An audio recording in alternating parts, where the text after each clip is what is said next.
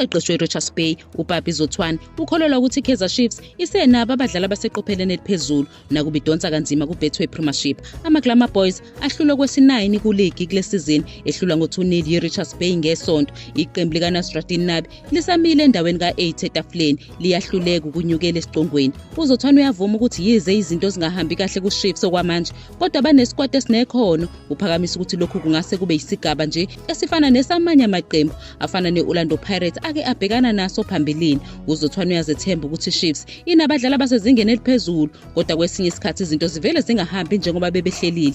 Ukuphawula kukaZotwane ukuthi nakuba iKaizer Chiefs isesimene esingesihle kahle, kodwa ikusasa layo lingase libe ngcono uma iqembu selidlule kuleli ithunzi elimnyama elibahlasele, njengoba abadlali baleli qembu bethathwa njengabaqinile futhi abadlala kahle. Abaphathi nabalandeli beKaizer Chiefs kungenzeka banethemba lokuthi iqembu lizophinde lidlale ngendlela elindelekile, kodwa-ke lokhu kubeka ingcindezi eyengeziwe kumqeqeshi uNabi ukuthi athole isisombululo sezinkinga eziqhubekayo zeqembu, ikakhulukazi njengoba isizini ibheke emaphethelweni. Ukudlula kwesikhathi eside kukaMunapule Sale ngengekho eqenjini le-Orlando Pirates sekholele ekutheni abaningi bacabanga ukuthi angase angaphinda ligqoke ijezi laleli qembu. Yize bekunamahlebezi aqhubekayo, kodwa iqembu alikaqinisekisi ngokusemthethweni izizathu zokungatholakali kwakhe. Osekuthatha izinyanga ezintathu kuke kwaba nezinkulumo ezithi ukuhluleka ukuthuthela ku-Al Ahly nokungagculiseki ngamaholo akhe kungaba nomthelela. Kubeka ukuthi uSale ngwakhetha kungayi kuzilolongeni ngemuva kokubhuntsha kokuthengwa kwakhe okwaholela ekutheni akhishwe eqenjini. Ngesonto eledlule umqeqeshi we-Orlando Pirates uJose Rivera ukhuluma kokuqala ngqa ngalesi simo, yize engazange anikeze imininingwane ethile. Ukuphawula kukaRivera kuphakamise eminye imibuzo ngekusasa likaSalenge. Uveza ukuthi kungenzeka ukuthi uSalenge akanandaba nokuhlala eqenjini, waphakamisa ukuthi iqembu seligxile kubadlali abazimisele ngokwasebenzisa amathuba. uRivera ukugcizelela ukuthi iclub inethalente eliningi nabadlali abakhombisa ukulambela impumelelo nogqozi lokwasebenzisa ngokugcwele amathuba abo. Ngalamazwi kubukeka sengathi iOrlando Pirates isusa ukugxila kuSalenge, kanti ikusasa lakhe neqembu alikacaci.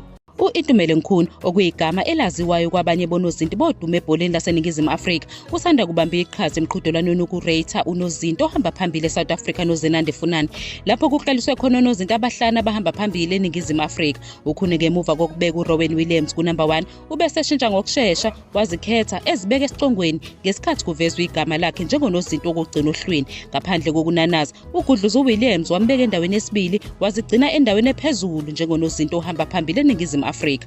Isizathu sikakhune sokuzibeka phezulu besicacile futhi sinamandla. Ugcizelela ukusebenza ngokuzikhandla kwakhe, inqwaba yezindondo nomthelela wakhe waphakade ebholeni laseNingizimu Afrika. Yize bekhona abanye onozinti abanohlonze, ukhona ukholwa ukuthi usayitholile indawo yakhe phezulu. Izinga lakhe lokugcina elihlanganisa namanye amagama aqamile livuse izingxoxo phakathi kwabalandeli. Abanye bevumelana nesikhundla sakhe, kanti abanye benza ezabi izimangalo, njengokubeka uAndre Arendse endaweni yesibili. Ukhona waziwa ngelika Mzansi's number 1 goalkeeper. Impumelelo yakhe ebholeni ihlanganisa nokunqoba iNedbank Cup neKaizer Chiefs ngo-2013. Impumelelo yakhe ayichazwa nje ngokukhalipha, kodwa namagalelo akhe ezigabeni ezinkulu zebhola laseNingizimu Afrika. Ukukleliswa kwakhe akukhombisi nje kuphela ukunconywa, kodwa nokuhlonishwa konozinti abenza kahle emqhudelwaneni emikhulu efana neNedbank Cup.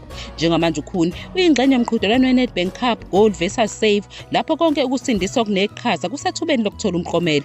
Umqeqeshi we-Orlando Pirates uJose Rivera uncome iMamelodi Sundowns ngokubeka izinga eliphezulu kwiligi. Wazwakalisa ukujabula ngendlela abadlali abancane beqembu lakhe abadlale ngayo ngesikhathi beshaya ama-Brazilians ngo-2-1.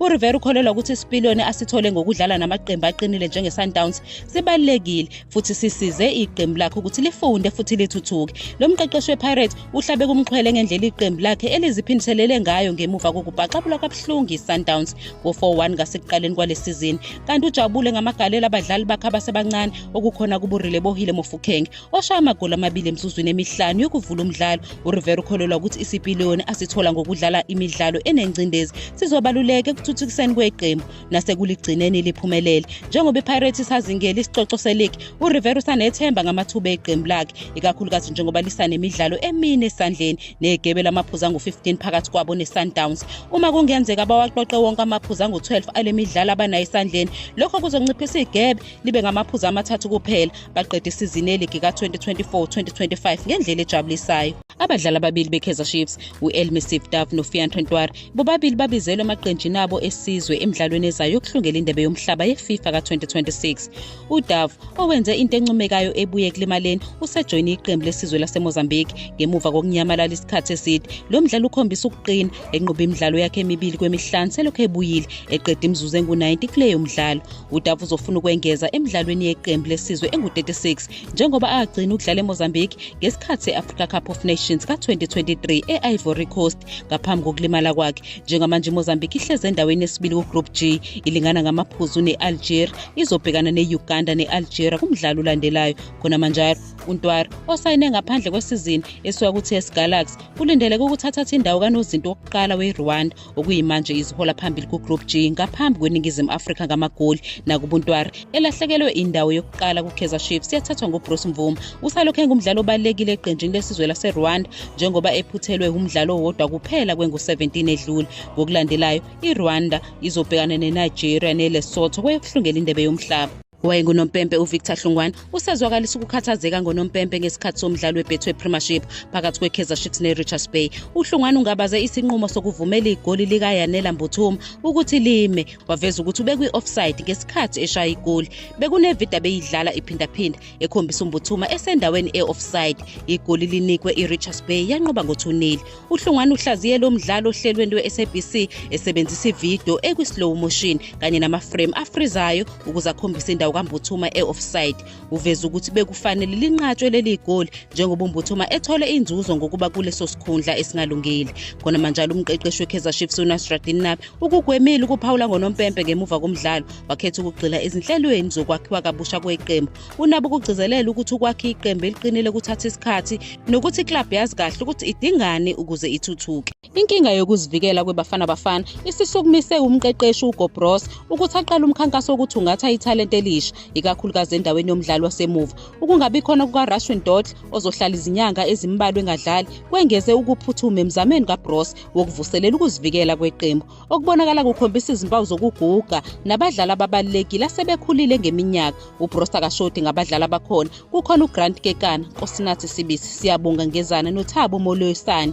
Nokho uyazi ukuthi bakhona abanye abadlali basemuva basebancane abanekhono kuleli okungase kubhekwe ukuthi bangene esikwatini esizayo. Omunye walaba badlali ukhuluma Ndamane ona-21, umdlali wasemuva weTS Galaxy okhonjwe indlela eqenjini ngenxa yokungabi nayo ipassport. Phezu kokuba umengameli weTS Galaxy uTim Sukazi eqinisekisile ukuthi ipassport kaNdamane izobe isilungile ngomsombuluko. uBros ubona sengathi lokho kuzobabambezela ezinhlelweni zabo zokuhamba. u-Itumele Mkhunu okuyigama elaziwayo kwabanye bonozinti bodume ebholeni laseNingizimu Afrika usanda kubamba iqhaza emqhudelwaneni wokureytha unozinti ohamba phambili eSouth Africa noZenande Funani, lapho kuqaliswe khona onozinti abahlanu abahamba phambili eNingizimu Afrika. Ukhune ngemuva kokubeka uRowan Williams ku-number 1 ubese eshintsha ngokushesha wazikhetha ezibeka esicongweni ngesikhathi kuvezwa igama lakhe njengonozinti wokugcina ohlwini. Ngaphandle kokunanaza, uGudluzu Williams wambeka endaweni yesibili wazigcina endaweni ephezulu njengonozinti ohamba phambili eNingizimu Afrika. Isizathu sikakhune sokuzibeka phezulu besicacile futhi sinamandla. Ugcizelela ukusebenza ngokuzikhandla kwakhe, inqwaba yezindondo nomthelela wakhe waphakade ebholeni laseNingizimu Afrika. Yize bekhona abanye onozinti abanohlonze, ukhuna ukholwa ukuthi usayitholile indawo yakhe phezulu. Izinga lakhe lokugcina elihlanganisa namanye amagama aqamile livuse izingxoxo phakathi kwabalandeli. Abanye bevumelana nesikhundla sakhe kanti abanye benza ezabi izimangalo njengokubeka uAndre Arendse endaweni yesibili. Ukhune waziwa ngelikaMzansi's number 1 goalkeeper. Impumelelo yakhe ebholeni ihlanganisa nokunqoba iNedbank Cup neKaizer Chiefs ngo-2013. Impumelelo yakhe ayichazwa nje ngokukhalipha kodwa namagalelo akhe ezigabeni ezinkulu zebhola laseNingizimu Afrika. Ukukleliswa kwakhe akukhombisi nje kuphela ukunconywa kodwa nokuhlonishwa konozinti abenza kahle emqhudelwaneni emikhulu efana neNedbank Cup. Njengamanje ukhuni uyingxenye yomqhudelwano weNedbank Cup Goal versus Save lapho konke ukusindiswa okuneqhaza kusathubeni lokuthola umklomelo.